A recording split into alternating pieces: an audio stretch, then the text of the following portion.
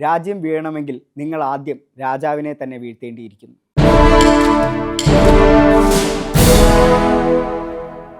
മനുഷ്യന് ഇത്ര ആർത്തി പാടില്ല എന്നാണ് നമ്മൾ പൊതുവേ പറയാറ്. എന്നാൽ വിരാട് കോഹ്ലി ആക്കുന്നത് ഈ ആർത്തിയാണ്.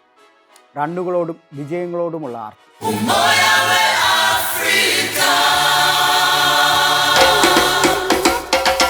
ആ ആർത്തിയാണ് ഓരോ ദിവസവും ആ വില്ലോത്തടി കയ്യിലെടുക്കാൻ അയാളെ പ്രേരിപ്പിക്കുന്നത്.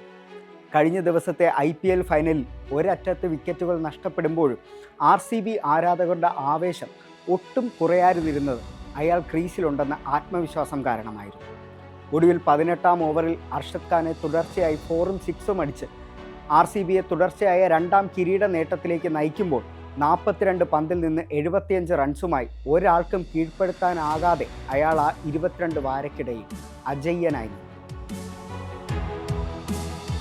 ചേസിംഗ് മാസ്റ്റർ എന്ന പേര് ക്രിക്കറ്റ് ലോകം ചുമ്മാതങ്ങ് അയാൾക്ക് ചാർത്തിക്കൊടുത്തതല്ല. മുന്നിലെ വിജയലക്ഷ്യം എത്ര തന്നെയായാലും ഒരു മാത്തമാറ്റീഷ്യൻ്റെ കൃത്യതയോടെ അയാൾ ഓരോ റണ്ണും ബൗണ്ടറികളും കണക്ക് കൂട്ടി മുന്നോട്ട് പോകും. എന്ത്, എപ്പോൾ, എങ്ങനെ, ആർക്കെതിരെ പ്രവർത്തിക്കണമെന്ന് കോഹ്ലിയോട് ആരും പറഞ്ഞു കൊടുക്കേണ്ട കാര്യവുമില്ല. ഫൈനൽ മത്സരം തന്നെ കണ്ടു നോക്കൂ. പേശി വലിവ് കാരണം വെങ്കടേഷ് അയ്യർ കഷ്ടപ്പെട്ടപ്പോൾ പവർ പ്ലേയിൽ റൺസ് അടിച്ചു കൂട്ടാൻ അയാൾ തന്നെ മുന്നിട്ടിറങ്ങി. വെങ്കടേഷും പടിക്കലും പട്ടീദാറും കൃണാലുമെല്ലാം പെട്ടെന്ന് മടങ്ങിയപ്പോഴാണ് കോഹ്ലി റിസ്ക് എടുക്കുന്നത് കുറച്ചത്. എന്നിട്ടും 25 പന്തിൽ നിന്നും അയാൾ 50 തികച്ചു. IPL കരിയറിൽ അദ്ദേഹത്തിൻ്റെ ഏറ്റവും വേഗമേറിയ അർദ്ധ സെഞ്ചുറി. 156 റൺസ് എന്ന വിജയലക്ഷ്യം നിലവിലെ സാഹചര്യത്തിൽ ചേസ് ചെയ്യുക എന്നത് അത്ര ബുദ്ധിമുട്ടുള്ള കാര്യമൊന്നുമല്ല. എന്നാൽ ഫൈനലിലെ സമ്മർദ്ദത്തിൽ ബാറ്റ് ചെയ്യുക എന്നത് അത്ര എളുപ്പമാകണമെന്നില്ല. ഗുജറാത്ത് നിരയിൽ സായ് സുദർശനും ഗില്ലിനും എല്ലാം സംഭവിച്ചതും ഈ സമ്മർദ്ദം മറികടക്കാൻ സാധിച്ചില്ല എന്നുള്ളതാണ്. ഇവിടെ RCBയും ഒരു ഘട്ടത്തിൽ ഇത്തരത്തിലുള്ള ഒരു തകർച്ച മുന്നിൽ കണ്ടതാണ്. വിക്കറ്റ് നഷ്ടമില്ലാതെ 62 റൺസ് എന്ന നിലയിലായിരുന്ന ടീം പെട്ടെന്ന് 4ന് 91 റൺസിലേക്ക് വീണു. എന്നാൽ ആരാധകർക്ക് അപ്പോഴും യാതൊരു പേടിയുമില്ലായിരുന്നു. കോഹ്ലി ക്രീസിലുള്ളപ്പോൾ, അതും ഒരു റൺ ചേസിൽ, ഇത്ര പേടിക്കാൻ എന്തിരിക്കുന്നു? ഓരോ റണ്ണും തികഞ്ഞ ആർത്തിയോടെ അയാൾ തന്നിലേക്ക് ആവാഹിക്കുകയായിരുന്നു. ഇതിനിടെ 63 റൺസെടുത്ത് ടീമിനെ വിജയത്തിന് അടുത്തെത്തിച്ച ഘട്ടത്തിലാണ് ഗില്ലിൻ്റെ ക്യാച്ച്. രണ്ടാമതൊന്നും ആലോചിക്കാതെ അമ്പയർ ഔട്ട് വിളിച്ചപ്പോൾ ആരും അതിനൊരു എതിർവാദം ഉയർത്താനുണ്ടായിരുന്നില്ല. എന്നാൽ കോഹ്ലി വാദിച്ചു അത് ഔട്ടല്ലെന്ന്. സംശയം ഇപ്പോൾ തീർത്തു തരാമെന്ന് മനസ്സിൽ പറഞ്ഞായിരിക്കണം ഫീൽഡ് അമ്പയർ ആ തീരുമാനം തേർഡ് അമ്പയർക്ക് വിട്ടത്. റീപ്ലേകൾ കണ്ടപ്പോൾ ഗുജറാത്ത് ടൈറ്റൻസ് പോലും ഞെട്ടിയിരിക്കണം. ഗില്ലിൻ്റെ വിരലുകൾക്കിടയിലൂടെ പന്ത് മൈതാനത്തെ പുല്ലുകളെ തൊട്ടിരുന്നു. അവസാനം വരെ ക്രീസിൽ ഉണ്ടാകണമേ എന്ന അയാളുടെ അതിയായ ആഗ്രഹമായിരുന്നു അതിന് പിന്നിലെന്ന് കമൻറ്റേറ്റർമാർ ഇതിനിടെ പറയുന്നുണ്ടായിരുന്നു. വ്യക്തിഗത നേട്ടങ്ങൾ ഓരോന്നോരോന്നായി വാരിക്കൂട്ടുമ്പോഴും കിരീട നേട്ടങ്ങൾ പലപ്പോഴും അയാൾക്ക് അന്യമായിരുന്നു. പരിഹാസങ്ങളും കുറ്റപ്പെടുത്തലുകളും മികച്ച സ്ട്രൈക്ക് റേറ്റ് ഇല്ലെന്ന പള്ളുപറച്ചിലുകളുമെല്ലാം ഇക്കാലത്തിനിടയ്ക്ക് അയാൾ കേട്ടിട്ടുണ്ട്.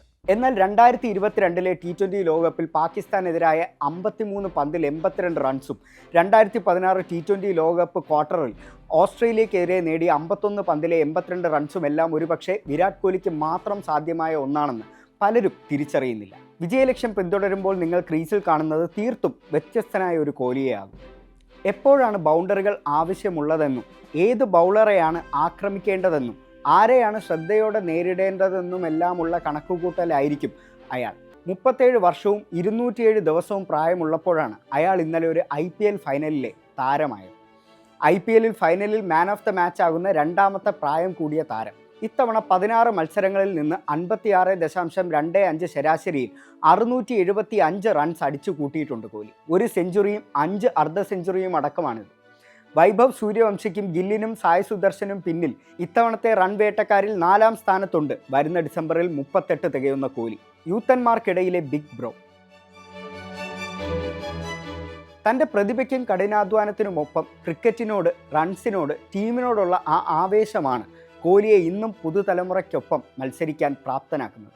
തുടർച്ചയായി 250-ന് അപ്പുറത്തേക്ക് സ്കോറുകൾ പോകുമ്പോഴും ബാറ്റർമാർ ഓരോ മത്സരങ്ങളിലും റെക്കോർഡുകളിൽ നിന്ന് റെക്കോർഡുകളിലേക്ക് കുതിക്കുമ്പോഴും 10 വർഷം മുൻപ്, കൃത്യമായി പറഞ്ഞാൽ 2016 IPL സീസണിൽ കോഹ്ലി കുറിച്ചിട്ട റൺമല ഇന്നും മറ്റൊരാൾക്ക് ഭേദിക്കാനാകാതെ അവിടെ തന്നെ ഉയർന്നു നിൽപ്പുണ്ട്.